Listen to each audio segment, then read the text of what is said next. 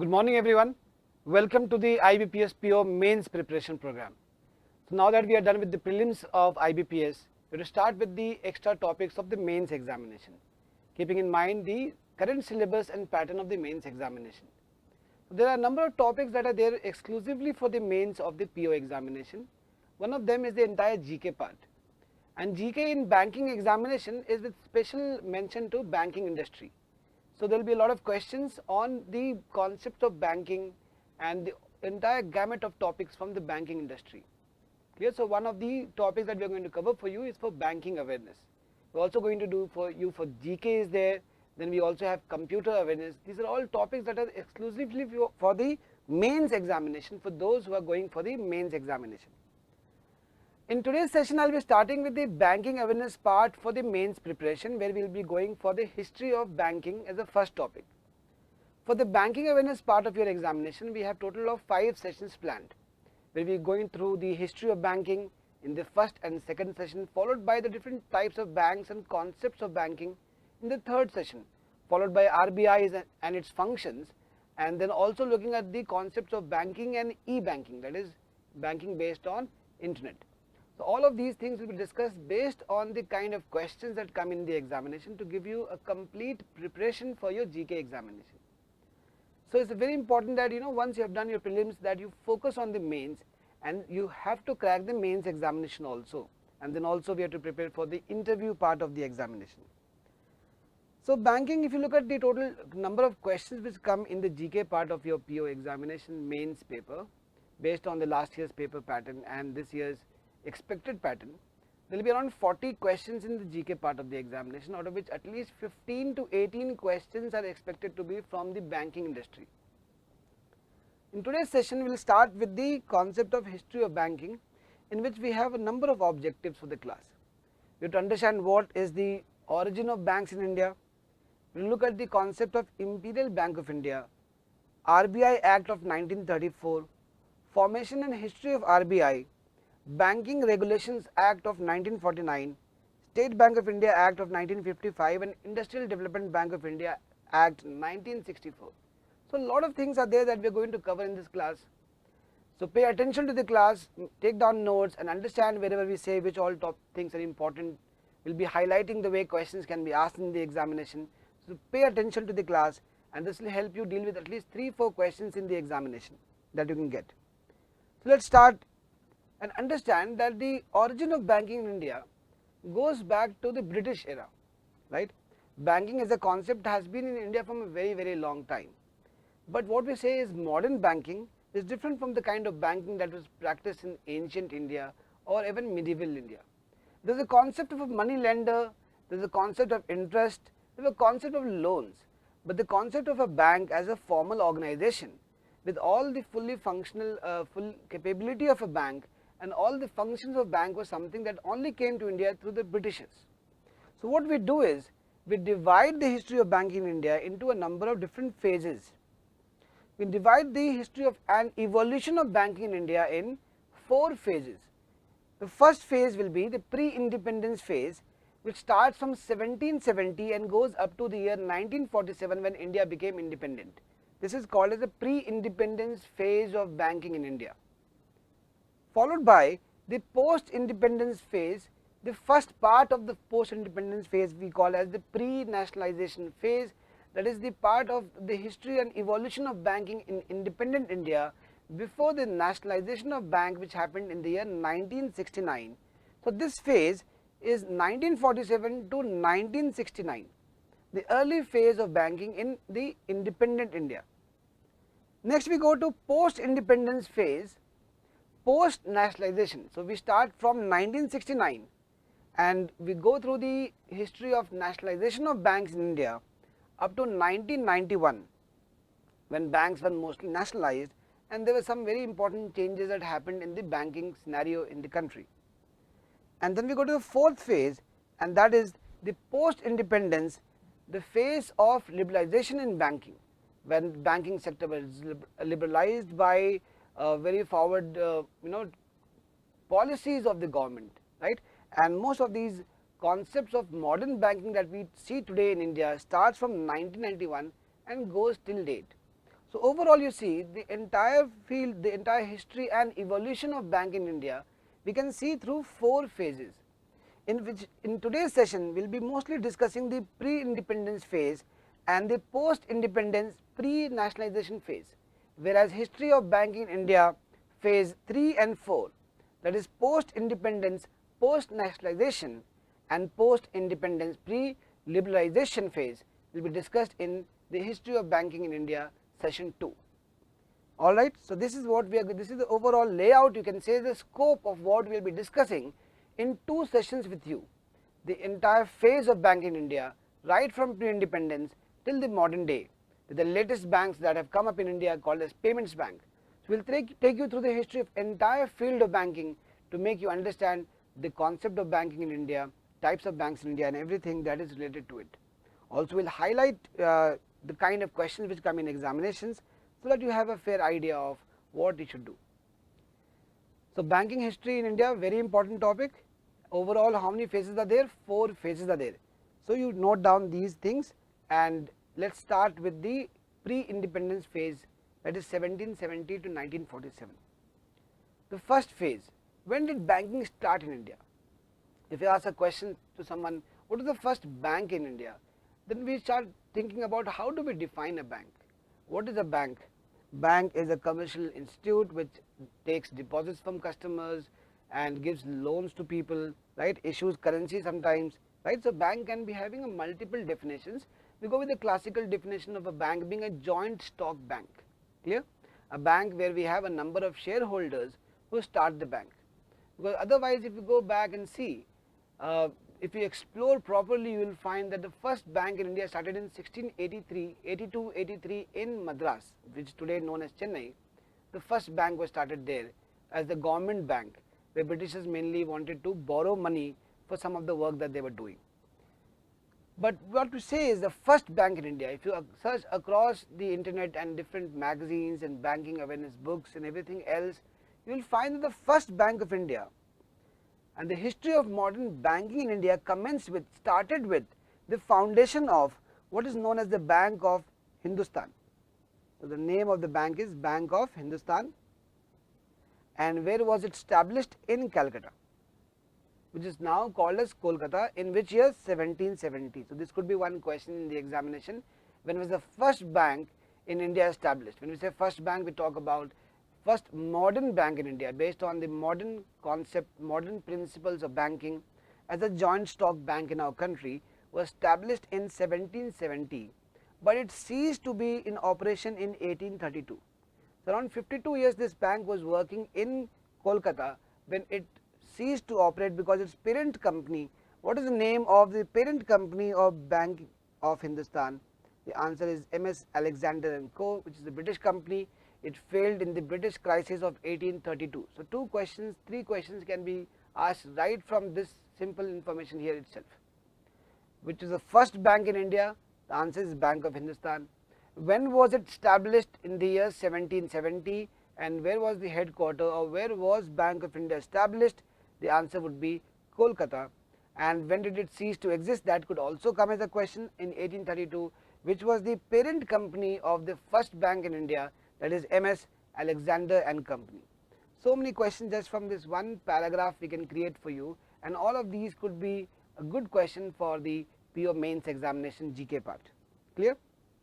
So what is the take back here? We see we have introduced you to the first bank in India. Bank जो था पहला bank, modern banking, talking about modern banking system, not just lending money like a money lender. Okay, money lenders have been in India from the ancient time. Even in Vedic times there were money lenders in India, right? So the first modern bank in India is the Bank of Hindustan. During the same phase, that means this phase of 1770 around 1800, right?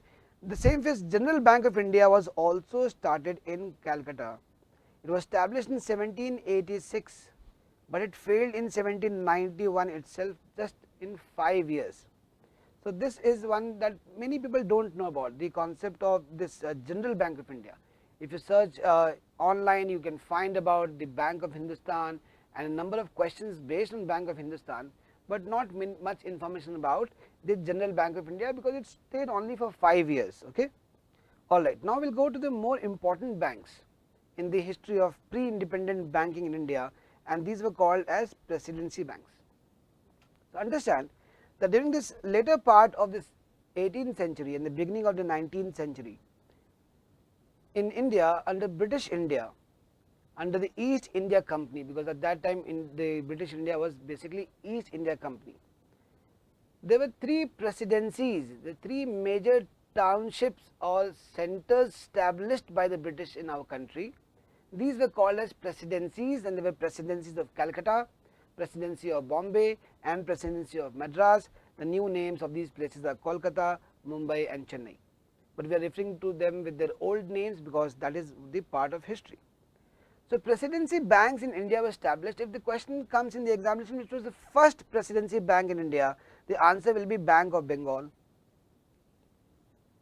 Now, Bank of Calcutta, established in 1806, was the first Presidency bank, but it was renamed the Bank of Bengal. So that could also be a question. When was Bank of Bengal established? Is Bank of Bengal a Presidency bank? Yes.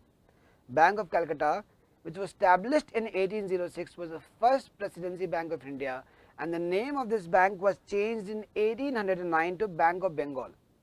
That could be the answer for the question as to which was the first Presidency bank established in our country. Then after almost 34 years, the next Presidency bank came up in the second presidency of British, and that was in Bombay. Today we know it as Mumbai, and that is Bank of Bombay, established in 1840, and the third one is Bank of Madras, established in 1843. Some confusion is there with respect to Bank of Madras. When it became Bank of Madras, then it was called a Presidency bank, but there was, before that also, there was the Madras Bank. If you see, in 1683, there was a bank established in Madras called as the Government Bank. Simply that was the name, Government Bank. Primary purpose of it was to borrow money for the Britishers from the council, but it was not a joint stock bank. Later on in 1788, so if you add this information here, in 1788, what happened? The Carnatic Bank was established in Madras, which was a joint stock bank. Clear? So Carnatic Bank was a joint stock bank, but that is not the first joint stock bank in India, because already Bank of Hindustan was there in 1770. Later on in 1804, there also we had the Carnatic Bank, we had the Asiatic Bank in Chennai, also we had the Government Bank and British Bank. These banks, all of them merged together to become the Madras Bank by around the 1804-1805. This Madras Bank later on became the Bank of Madras in 1843 by merging all of these entities together, and then it became a Presidency bank, and the third Presidency bank established in India in 1843. Clear? That is the little bit of history about Presidency banks in India. Let us move on to other banks. So what happened to the Presidency banks? The 3 Presidency banks, one of the oldest banks in India, Bank of Calcutta, renamed Bank of Bengal, Bank of Bombay and Bank of Madras, all of these merged in 1921. So that is another important date for you. All of these 3 Presidency banks merged together. There is a reason behind the merger also. You see, the 3 Presidency banks all were acting independently, and all of them were acting as central banks. Each of these banks, each of these Presidency banks was a central bank in itself, being the, we can say that because these banks used to issue notes. Bank of Bengal also used to issue notes, that was mostly used in the eastern part of our country. Bank of Bombay was also issuing notes in India, currency notes in India, and Bank of Madras was also issuing currency notes of India. If you go to RBI archives and find out the notes in India in pre-independent history, you will find notes printed and distributed and circulated by the 3 Presidency banks. Then governing them became difficult. So what happened? So that there is a common, one unit, one organization that does the banking in India and printing of notes. The 3 Presidency banks were merged together in 1921 to form what was called as the Imperial Bank of India, which became the biggest bank in our country, right? So that is another very important question. So we have first Presidency Bank in India, Bank of Calcutta, established in which year? 1806, Bank of Bombay 1840, Bank of Madras 1843. Each of these can be a question in the examination. And when did the Presidency Banks merge to become the Imperial Bank of India? The answer for that question would be 1921. Now further, what do we know about this Imperial Bank of India? Post-independence, although this is a part of the post-independence phase, let's understand here what happened to the Imperial Bank of India. Post-independence in 1955, the Reserve Bank of India acquired a controlling interest in the Imperial Bank of India, right? So they purchased the entire shares of all the shareholders in Imperial Bank of India, was purchased by Reserve Bank of India, which by then had already become a national bank, nationalized bank in India. And it was renamed on 30th April 1955 to State Bank of India. That is why today we say that State Bank of India is one of the oldest banks in India. It is not the oldest, but one of the oldest banks in India, because the root of State Bank of India goes as back to Bank of Calcutta, established in 1806. But if you see, if you link it with the history of Bank of Madras, because we know that Bank of Madras started with the first bank in Chennai, in Madras, in 1683, then clearly we can say that State Bank of India, having its roots as early as 1683 in Chennai, is definitely the oldest bank in India's history. Let's move on to the next part. By this time, all the banks in India were mostly controlled by British, and one of the banks started in 1865 in Allahabad, started by Europeans. It was started by a group of Europeans with capital of 3 lakhs.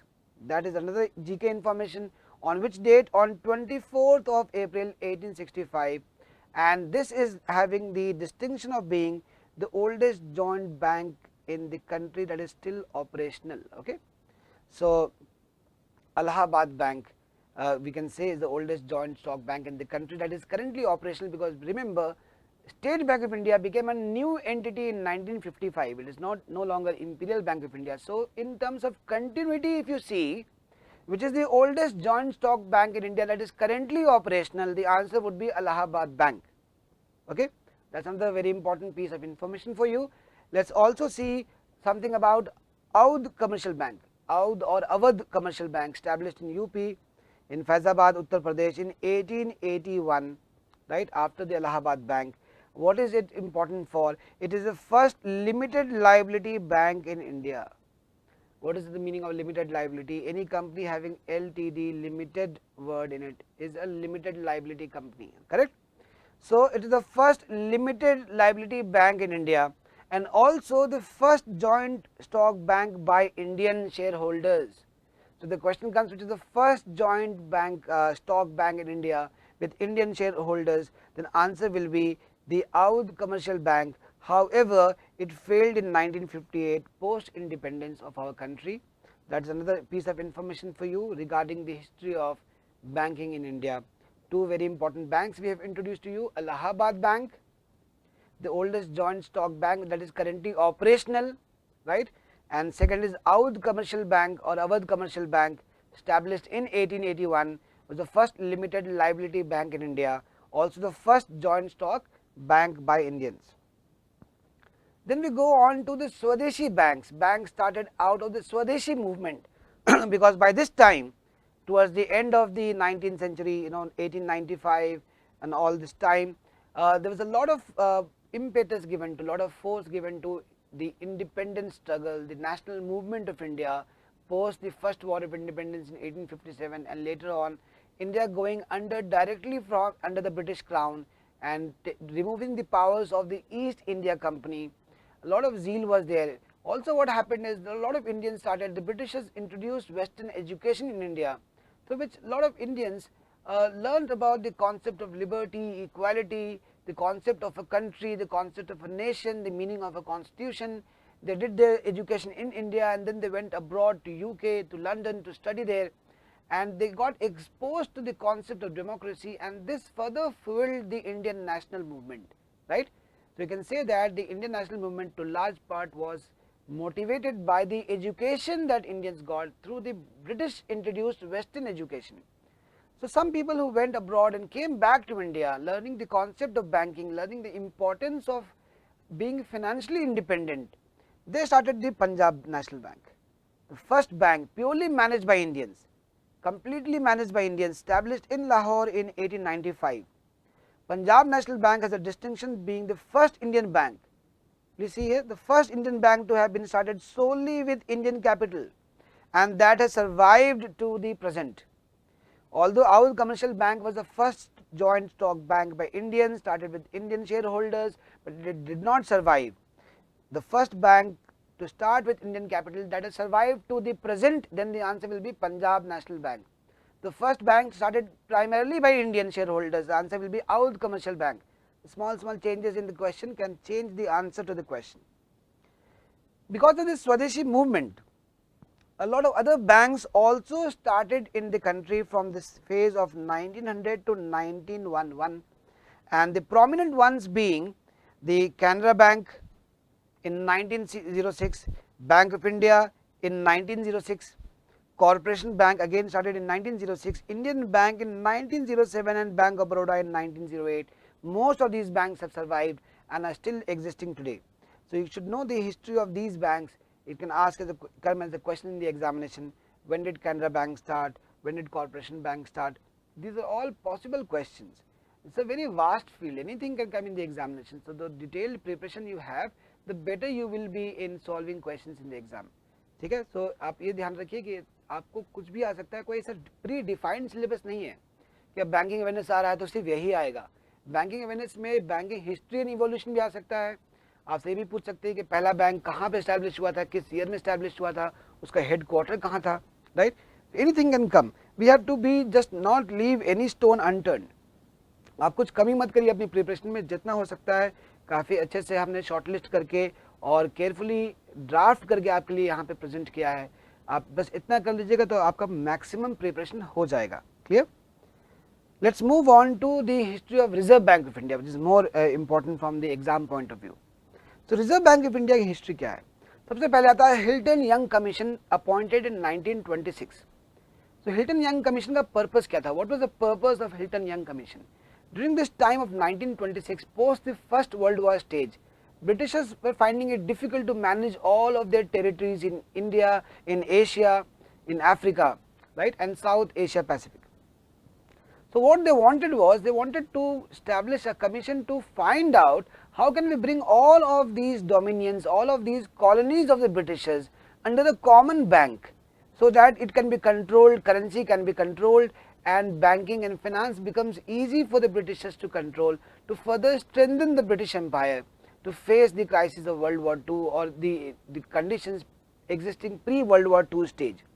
So this was called the Hilton Young Commission, which submitted its report on the different colonies managed by Indians in Africa and Asia, and on the recommendation of this Hilton Young Commission, what happened? The RBI was, the Britishers decided they want to start something like RBI, Reserve Bank of India, and RBI Act 1934, not 1934-5, this you can cancel.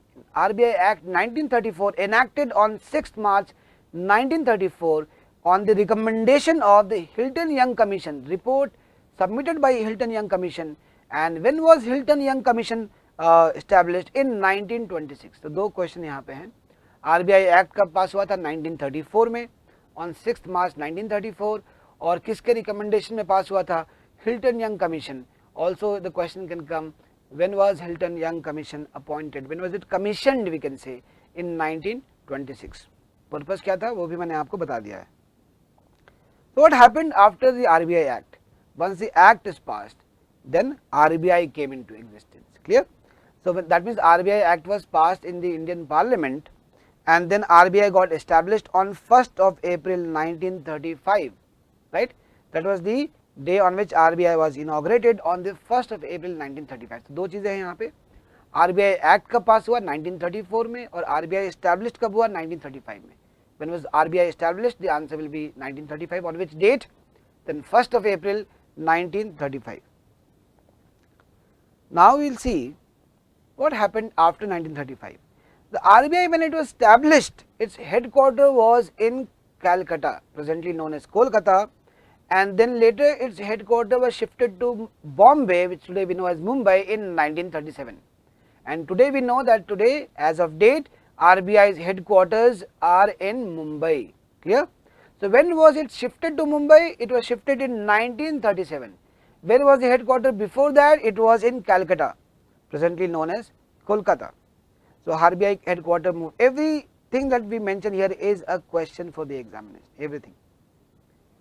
What happened after 1937? So you see here, RBI that time acted as, another point that we need to remember about RBI's history is that RBI acted as a central bank to Burma, today we know it as Myanmar, till April 1947. RBI was a common bank for India, for Pakistan and for Burma. Pakistan was not there that time because Pakistan got established on 14th of August 1947.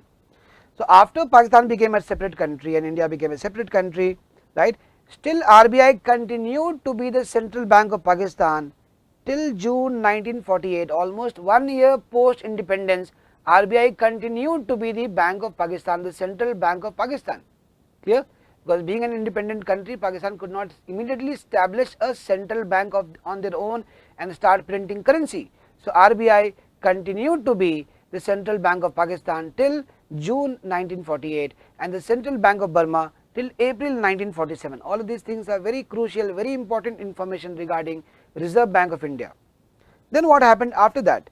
You can say post independence, it was very, very important that RBI become a separate entity, a national entity, and does not belong to shareholders, most of which were Britishers. So RBI was nationalized on 1st January 1949, right, in accordance with the RBI Transferred to Public Ownership Act 1948. So shares of private shareholders were liquefied and RBI became a national government controlled organization. You can say it is not exactly controlled by the government, but it is a national organization, no longer working for private interest but becoming a public interest organization. On which date it was nationalized? On 1st January 1949, based on which act? RBI Transferred to Public Ownership Act 1948. All of this is a part of RBI history.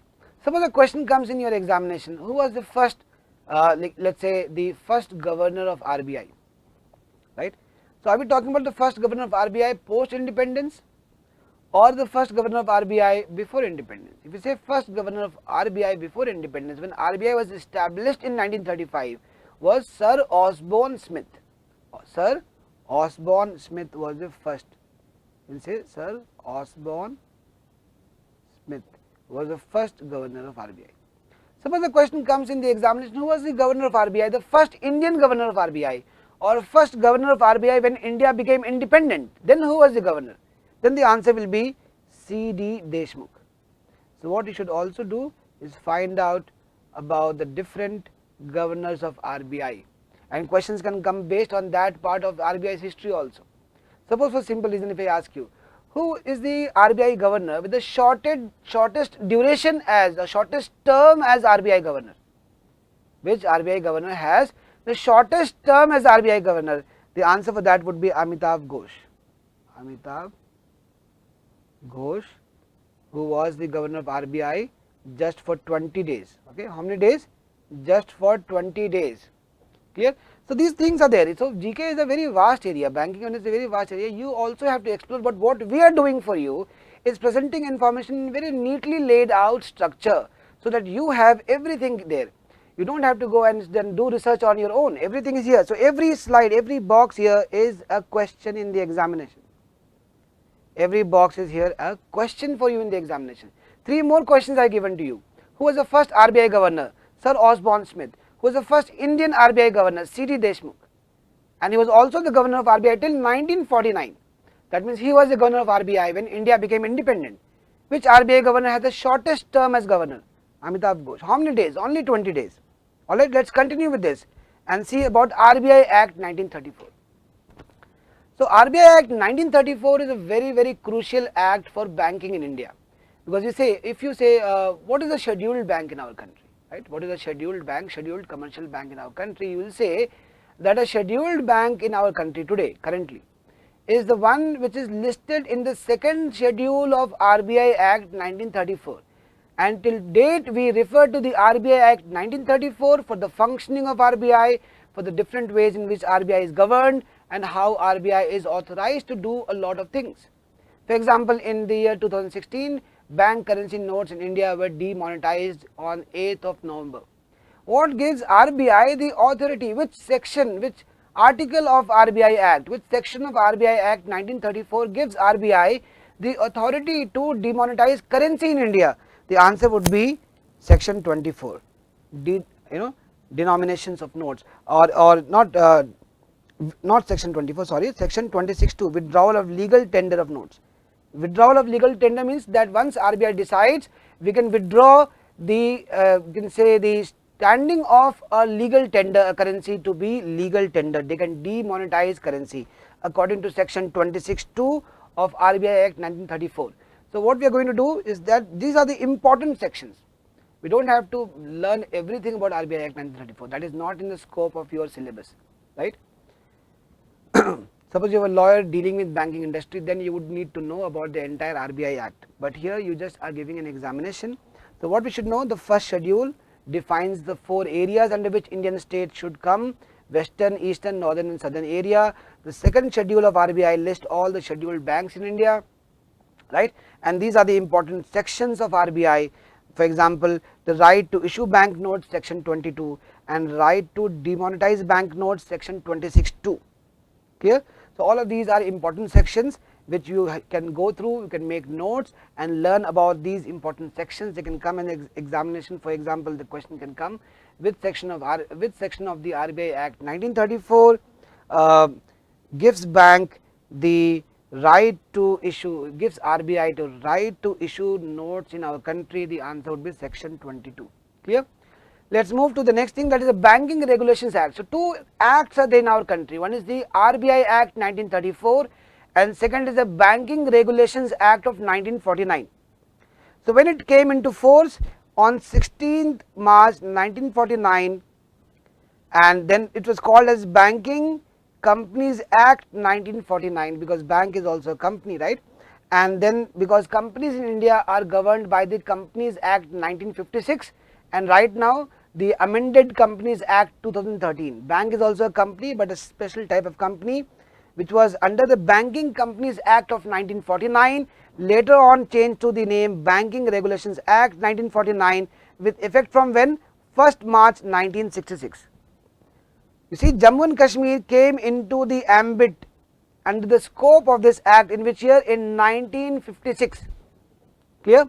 That can also be a question. And what are the important sections? So what does it do? It basically works the management of a bank. Clear? What are the authorities of RBI? That all comes under RBI Act 1934. How does a bank function? What are the different things that banks can do, and the overall governance, functioning, the management of the bank, the directors of the bank, how the directors have to be appointed, how the CEO has to be appointed?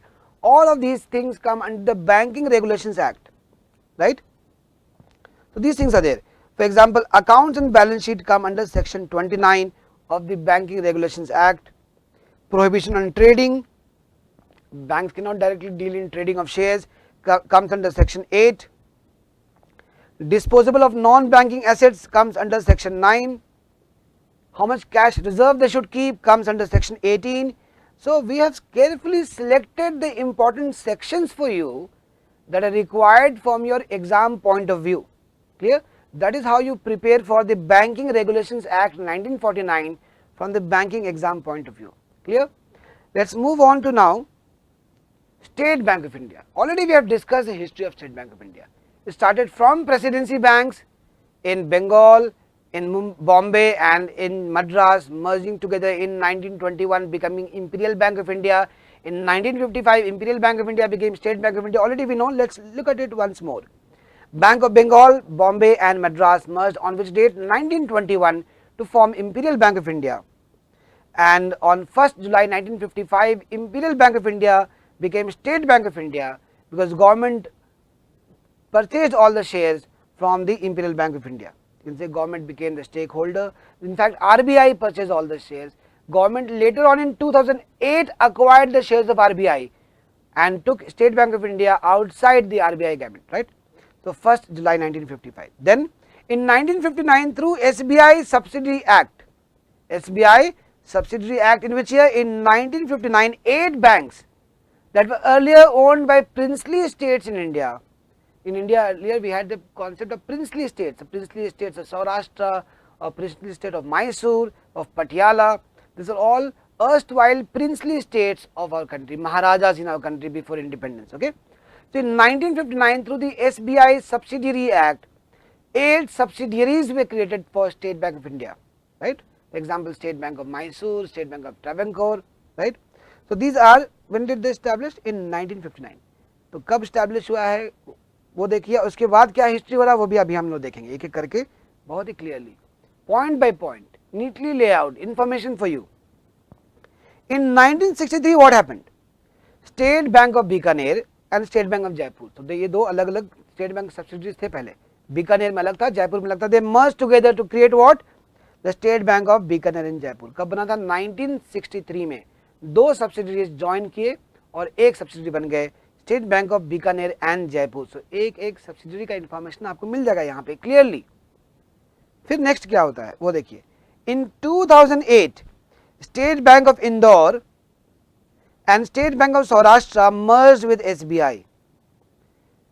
In which year? In 2008. ये दो अलग अलग bank थे, State Bank of Indore and State Bank of Saurashtra. They merged with SBI. Clear? Bringing down the number of SBI subsidiaries only to 5. And in 2008, one more thing happened with respect to SBI. Government of India acquired RBI's stake in SBI. This was based on the report of Narasimhan Committee 2. Now these things we will be discussing in the banking history session 2. The Narasimhan Committee report 1 and Narasimhan Committee report 2 of 1998, in which Narasimhan Committee recommended that RBI should get separate from banking, that there is a conflict of interest if RBI is the Central Bank of India and also has controlling interest in commercial banks in India. Clear? Based on that recommendation, in 2008, government acquired RBI's stake in SBI and thereby it became completely owned by the Government of India. Then what happened? Another very important thing happened recently in April 2017. The 5 state bank subsidiaries remaining after the merger of Indore and Saurashtra with SBI, the 5 state bank subsidiaries, Jaipur and Bikaner and Jaipur, so Jaipur, Hyderabad, Mysore, Patiala and Travancore. So Bikaner and Jaipur 1, State Bank of Hyderabad 2, State Bank of Mysore 3, State Bank of Patiala and Travancore, and also the Bharatiya Mahila Bank merged with SBI on which date? On 1st April 2017. Every box here is an important question. In fact, 2-3 important questions we can create from each. From this slide alone I can make at least 5-6 questions for you, very relevant with respect to your examination, keeping in mind the kind of question which comes in your examination, right? Neatly lay out information so that we work hard, so that you don't have to work hard. आप जाइएगा सब कुछ information collect करने, काफ़ी time spent हो जाएगा. हम वो research करते हैं, आपके लिए present करते हैं, neatly lay out structured में, everything that is relevant for you for your examination. Okay. Next we look at IDBI. So first let's understand, when did IDBI start? Industrial Development Bank of India was established in 1964. One question. Under an Act of Parliament, the IDBI Act, as a wholly owned subsidiary of what? Reserve Bank of India. It was a wholly owned subsidiary of Reserve Bank of India, which later on now we know that it is no longer a subsidiary of Reserve Bank of India. Started for what purpose? For development of our country, industrial development, to finance the industry starting in our country, to finance development projects starting in our country. That is why it was started in 1964. It started as a nationalized bank because it was under RBI. Then what happened? In 1976, the ownership of IDBI was transferred to the Government of India. In 1976, the ownership was transferred from RBI to Government of India. Then what happened? With the Industrial Development Bank Act of 2003, another important question, IDBI Act 2003, IDBI attained the status of a limited company and it became IDBI Limited. Earlier it was IDBI, it became IDBI Limited on which date? In which year? In 2003. Then in September 2004, another development happened. The Reserve Bank of India incorporated IDBI as a scheduled bank. That means it can start doing commercial operations under the RBI Act 1935. formal banking business, because before this RBI was only lending money for development projects, not involved in banking, commercial banking business of deposits and loans. So formal banking business started in 2004. So first it became a limited liability company, then it got registered under, incorporated under the second schedule of RBI Act 1934 as a scheduled commercial bank in 2004, September 2004, and on 1st October 2004 it started operating as a proper bank, as a commercial bank. Then what happened? The commercial banking arm IDBI Bank was merged into IDBI in 2005. So IDBI Bank and IDBI were two separate entities. IDBI Bank was the commercial unit and IDBI the parent unit, and they merged together in which year? 2005. And then finally in 2006 IDBI acquired United Western Bank. That is again another question. In 2008 IDBI Limited changed its name to IDBI Bank Limited. So all of these things step by step, how it is happening, that we are seeing here regarding IDBI Act of 1964.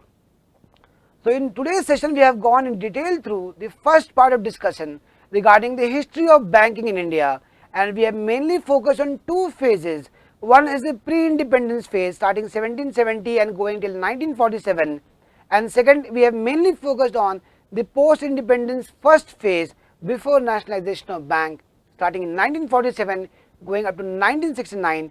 We have discussed SBI and IDBI both here because both of these started before 1969. Also we have discussed two crucial acts. One is the RBI Act of 1934, and I have listed out the important sections of RBI Act 1934, and second is the Banking Regulations Act of 1949. So please understand, these are very important concepts that we have carefully drafted and presented for you. आप इन सबको अच्छे से ध्यान से देखिए, note करिए, video दोबारा देखिए, जो हर इंपॉर्टेंट बात है उसको कहीं पर नोट करके रखिए, एक नोटबुक में रिवाइज करिए, so it's easy for you to revise and prepare for your examination. On the day of your examination you should be able to solve all the questions which come from banking awareness. So with this I'll end the first session. Now is the time for the CPP from History of Banking session 1. Those who have passport access can start solving the CPP questions. The questions where you have doubt or which you get wrong, I will be discussing in my next session on History of Banking. So best of luck to you and best of luck for your exam. Thank you for watching the video.